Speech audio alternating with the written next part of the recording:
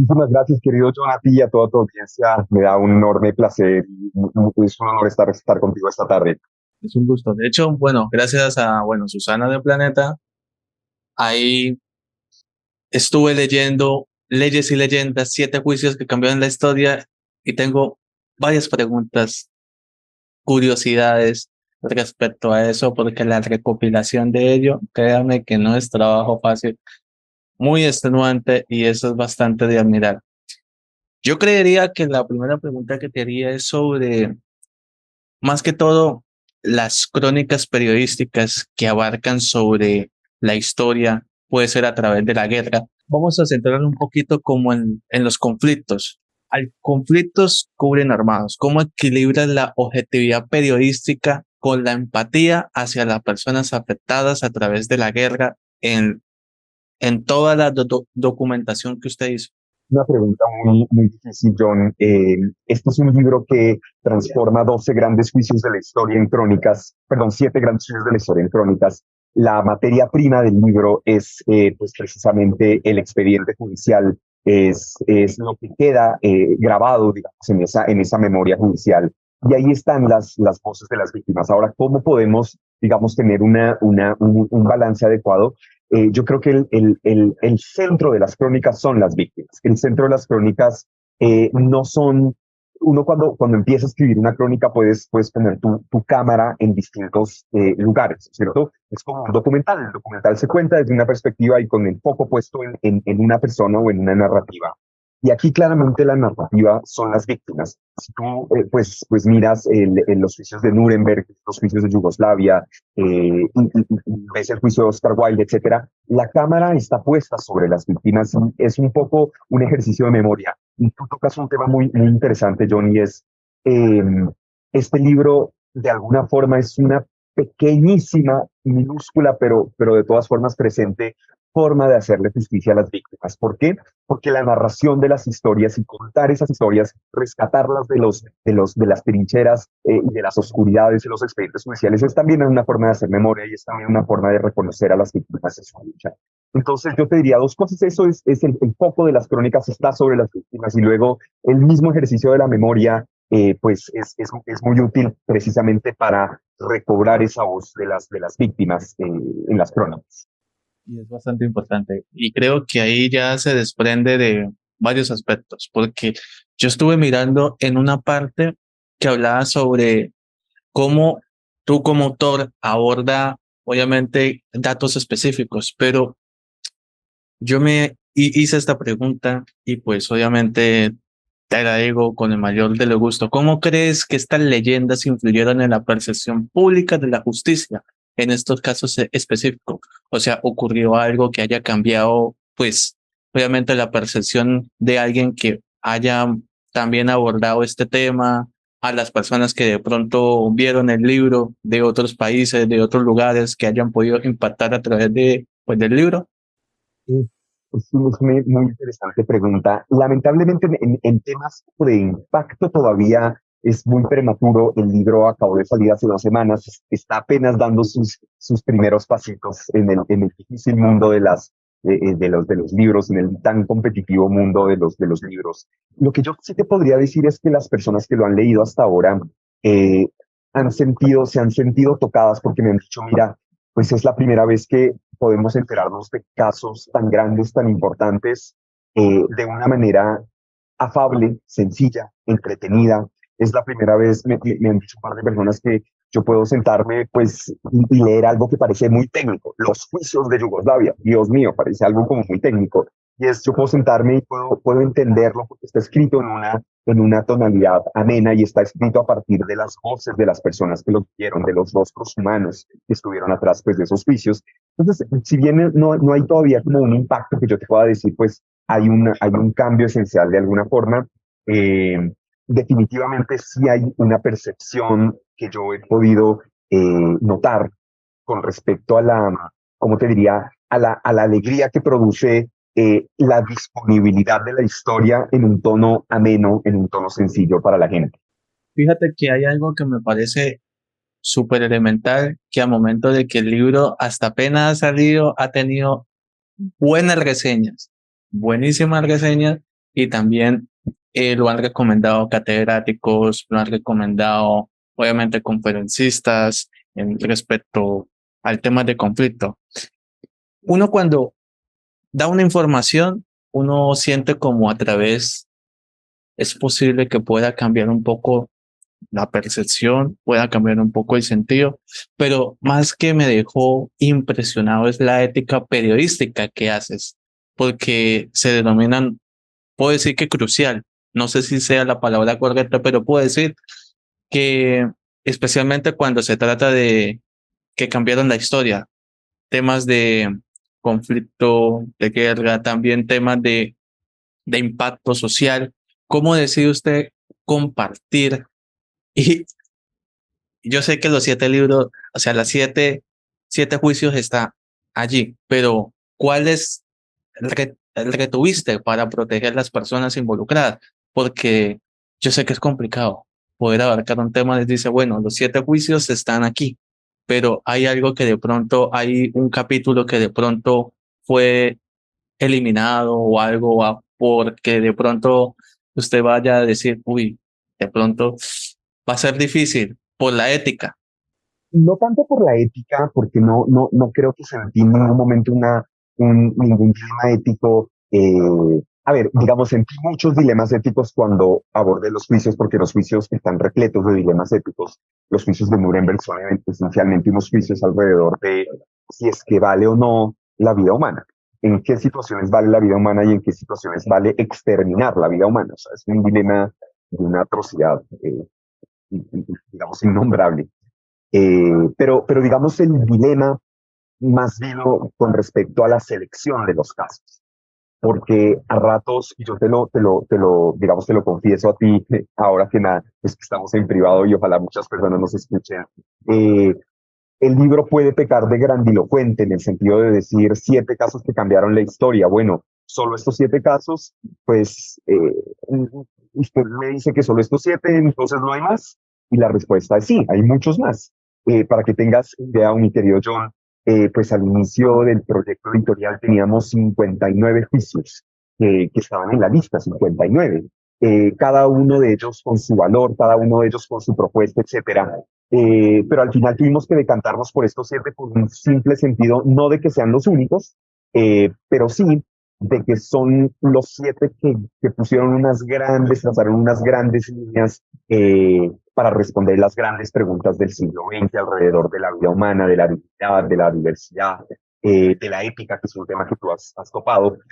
No son los únicos, pero son unos que inician y nos dan ese saborcito. Ahora, eh, espero, pues, con mucha felicidad y con mucho entusiasmo que este sea solo el primer libro, y que quién sabe, querido John, después podamos venir con una segunda edición de otros 7 juicios, Claro, y abordar más temas, porque honestamente hay mucha tela que cortar. mucha tela que cortar. El juicio de Nuremberg es algo que me dejó perplejo porque es algo sobre no solo temas de la Segunda Guerra Mundial que me gusta ver documentales, escucharlo a través de radionovelas también, que uno se informa lo que de pronto en la actualidad no se botan de datos, en las anteriores cosas también, pero yo sí puedo preguntar esto, o sea, yo que soy comunicador social de la Universidad pues, de Pamplona, te digo, ¿cómo influyó este evento? O sea, su cobertura periodística, ¿qué impresión le dejó a través de lo que estaba descubriendo? Puede ser la atmósfera, la importancia histórica de lo que se cubría. Es uno de los aspectos más impactantes de esos juicios. Y qué interesante pues que me cuentes que tú estudiaste en la Universidad de Pamplona, que es una casa de estudios fenomenal, sobre todo para comunicación social en España y en Europa. Eh, pues una de las cosas que más me apasionó de los juicios de Nuremberg fue el cubrimiento tan acérrimo de muchos periodistas que tuvieron que viajar. Europa estaba en ruinas, estábamos al borde del colapso, había ya pues explotado una de las bombas nucleares en Hiroshima y Nagasaki. Es decir, estábamos en un mundo tumultuoso en el que ir a una cobertura de esas era un acto de heroísmo. Y mira tú que los reportes del Washington Post, del New York Times, de la BBC, imagínate, pues Inglaterra estaba también en una situación financiera económica terrible, y aún así había hombres y mujeres valientes que iban a esa campa de batalla y que contaban las historias que estaba pasando ahí. Ahora, mira que una cosa muy interesante es que los periodistas cuentan las historias humanas, yo de eso me di cuenta, y el derecho, en cambio, los juicios, los expedientes, cuentan otras historias, cuentan unas historias un poquito más formales, un poquito más entre nosotros, te cuento, pues aburridas, eh, que no compelen tanto a la gran audiencia. Entonces, por eso pues la narración periodística, la reportería tan valiente y que yo a ratos no lo entiendo. O sea, imagínate tú eres una persona que tienes tu familia, tienes tu vida, etcétera, y te dicen, vea, venga a Europa a cubrir Nuremberg o a cubrir Hamburgo o a cubrir Berlín, que es un territorio en guerra y destruido,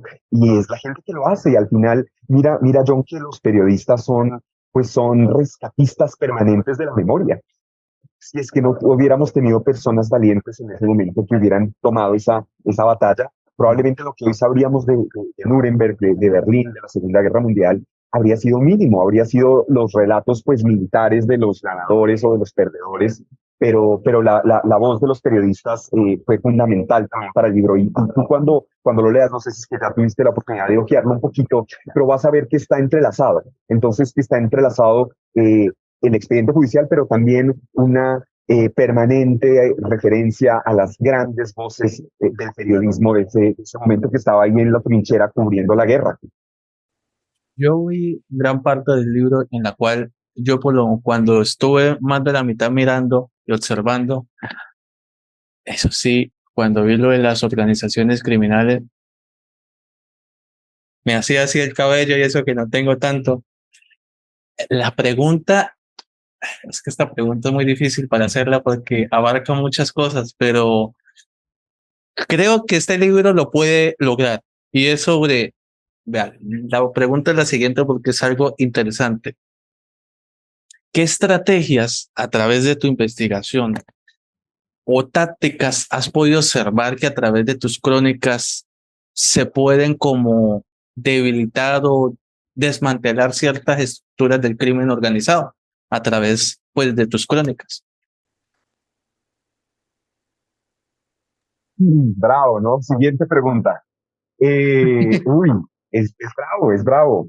Eh, pues te digo, creo que lo que pueden hacer estas crónicas es prevenir situaciones a futuro.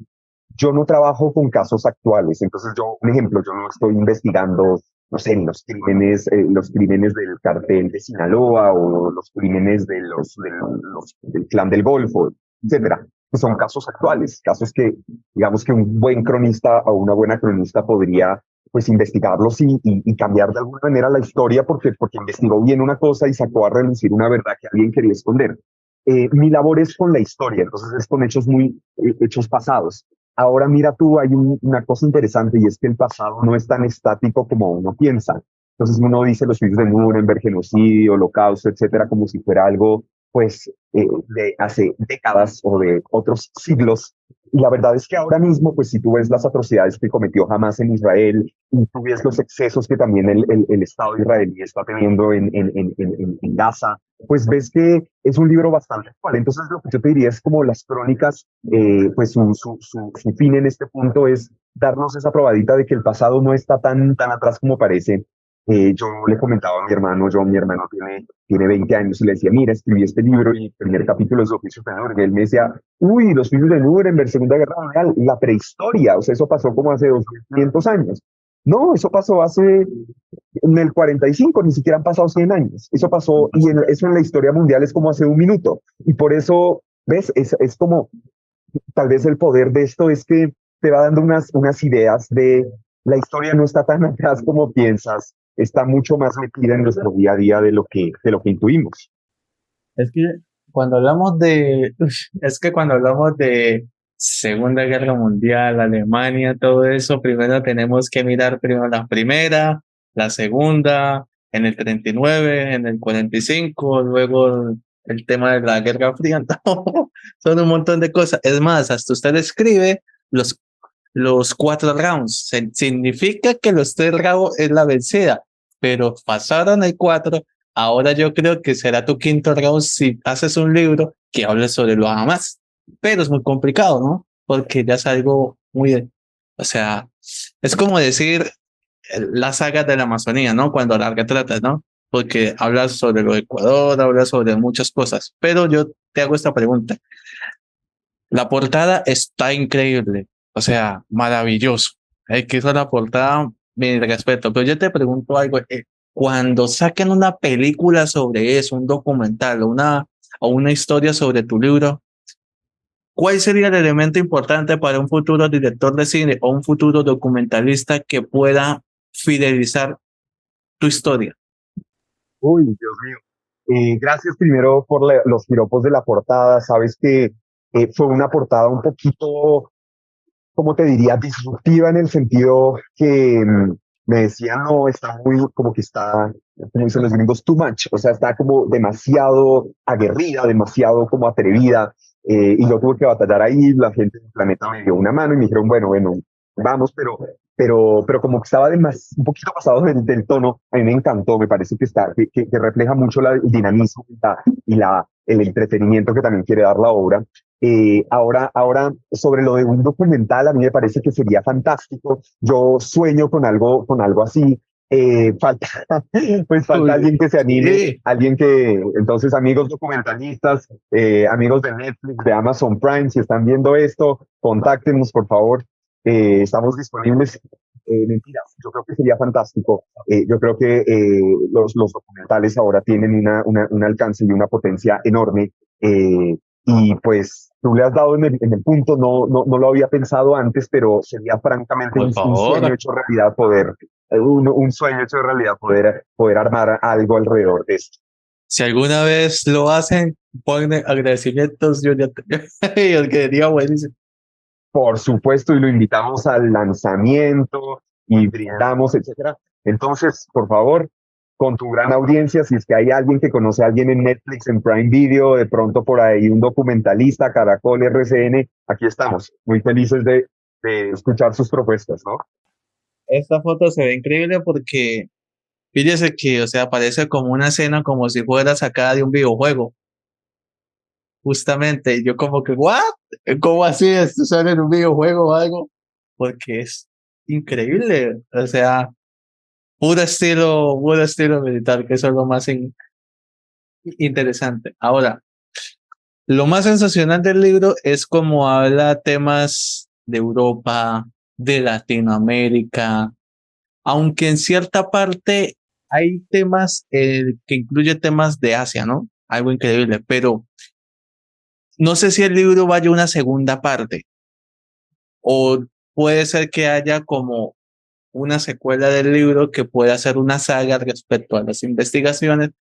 ¿Cuál, cuál juicio o cuál investigación te ha impactado respecto al tema asiático? Que de pronto lo quieras retratar en un futuro aquí en el libro, porque eso sería fenomenal. Yo sé que en la Segunda Guerra Mundial se tocaron temas de Asia bastante fuertes, pero ¿cuál sería tu juicio, tu nuevo juicio a un libro futuro? Mm.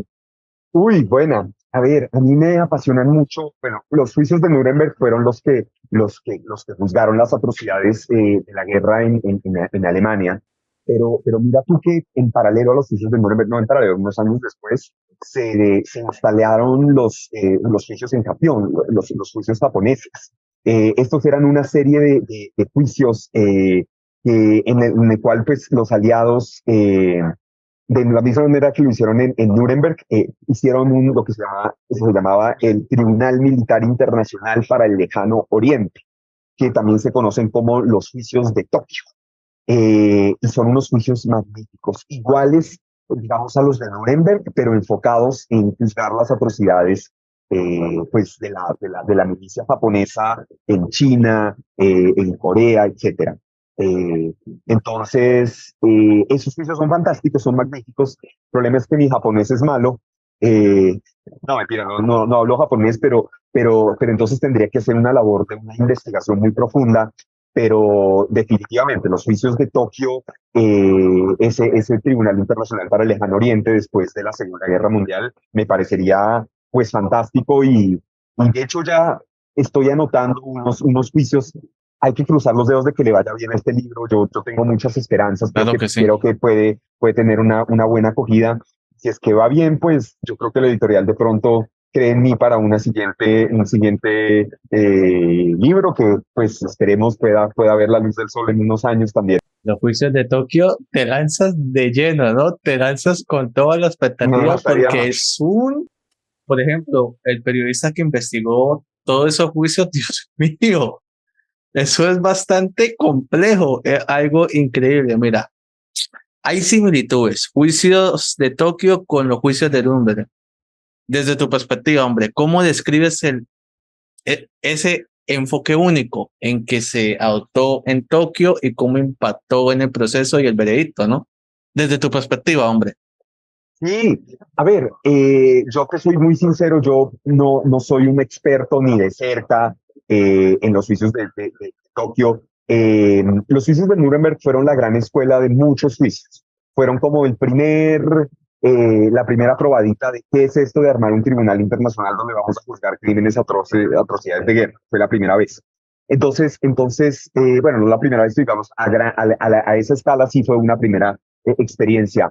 Entonces yo te diría, esta fue la escuelita. Esa escuelita luego la siguieron en Tokio y luego la siguieron en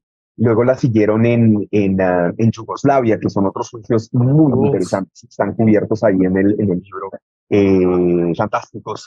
Eh, entonces, digamos, el impacto fue la escuelita. Aquí empezamos a hablar nosotros, aquí empezamos a entender qué es esto del derecho penal internacional y pues desde aquí la agarramos. Eh, entonces sí, eso básicamente. sí, o sea, esos juicios de Tokio fueron interesantes y bueno, ojalá se haga.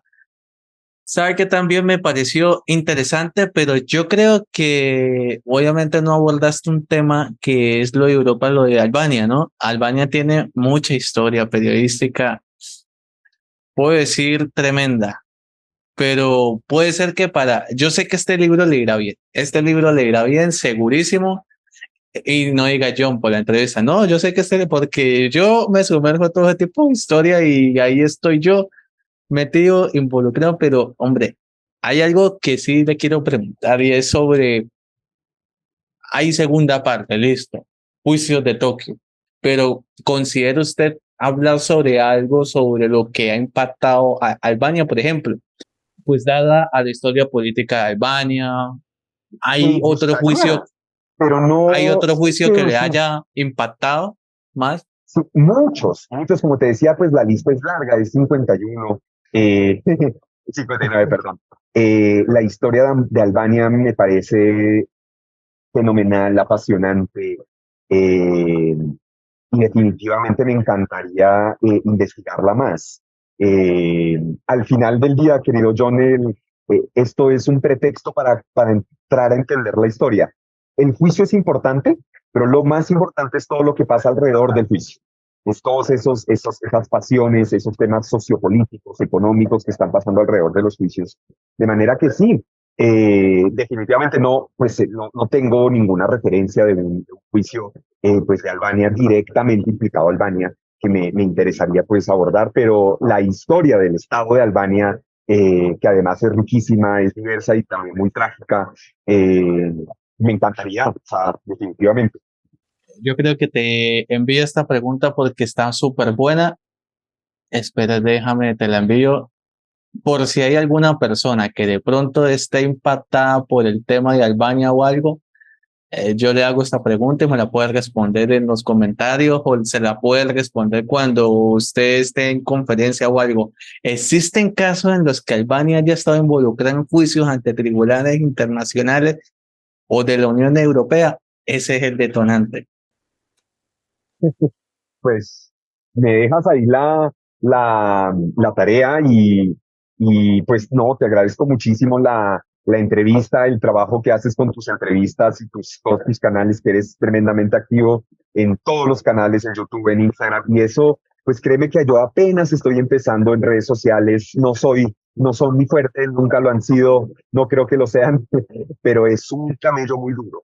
Y lo que tú haces Gracias. es un trabajo, o sea, es un trabajo tiempo completo y además pues para todos tus seguidores. Entonces, pues también felicidades que esto que tú haces también es arte y es apoyar a tantos escritores y tantos artistas que tiene este país y que también van avanzando gracias a personas como tú que hacen estos trabajos. Muchas gracias por la flores. Gracias. Hola, hola, ahí es una invitación para la Biblioteca Pública Julio Pérez Ferrero en que te invite a Cúcuta, men. Deberías venir a Cúcuta. Vamos, por supuesto. Nunca he estado en esa maravillosa ciudad, pero a la fija, y de hecho cuando sea la feria del libro, quiero anotarme para ir allá, seguro. Por favor. Te escribiré entonces y ahí pues... Si soy moderador, no importa, con que me firmes el libro y Señor. que esté pendiente sería excelente. Bueno, hay dos últimas preguntas que serían importantes y es sobre, bueno, ¿qué ha cambiado desde su enfoque periodístico antes y ya hecho el libro? Y por último, ¿cómo define su trabajo en este libro en una palabra? Gracias. Esas dos últimas dudas. A ver, ¿cómo ha cambiado mi perspectiva? Yo creo que ahora soy un periodista mucho más sensible, soy un periodista mucho más consciente del peso de la historia en las vidas diarias de los hombres. Creo que antes, pues, de escribir y de investigar esta historia, yo pensaba que la historia era algo episódico, como te dijera, estático, aburrido, no aburrido, sino estático y del pasado, ¿no? Como que estaba en un libro ahí escondido, refundido, y ahora en cambio, pues veo a la historia como algo dinámico, como algo fluido, como algo que me impacta todos los días, y es una forma mucho más, yo creo que humilde y sencilla de ver el tema. Entonces yo creo que eso, ¿cómo lo describo en una sola frase? Es pasión por contar historias. Eso es lo que yo creo que me define. Creo que soy un apasionado en contar buenas historias y creo que los juicios tienen buenas historias que contar y historias que pueden entretener. Entonces, pues es eso, querido Johnny. Gracias otra vez por la entrevista. No, con mucho gusto. De hecho, gracias a Planeta. Y bueno, hombre, vamos a decir que este es un momento para que digas tus redes sociales, un saludo para Colombia, invita a la gente para que donde puedan adquirir el libro, qué precio tiene. Y bueno, Leyes y Leyendas. Bueno, me pueden encontrar en Instagram, Litigar para Contar, sobre todo en Instagram, en Twitter también, @Víctor Daniel Cabezas. Un enorme saludo bueno para Colombia, que es mi país también, y para Cúcuta de manera muy especial, la Cúcuta con amor. El libro está en todas las librerías, Librería Nacional, en Lerner, en Panamericana, etcétera. Les agradecería pues enormemente si es que lo compran. No es muy caro, yo sé que digamos, las economías son distintas, pero vale 60.000 pesos. Eso es aproximadamente lo que vale una hamburguesa del Corral con un postre, una gaseosa y una cerveza. Entonces, más o menos por ahí vamos compitiendo con precios, de manera que eso. Y mil gracias otra vez y por favor estemos ahí, quedamos en contacto, querido. Hombre, Víctor, gracias por la oportunidad. Dios te bendiga y mucho éxito. Que estés bien. Adiós. Gracias. Adiós.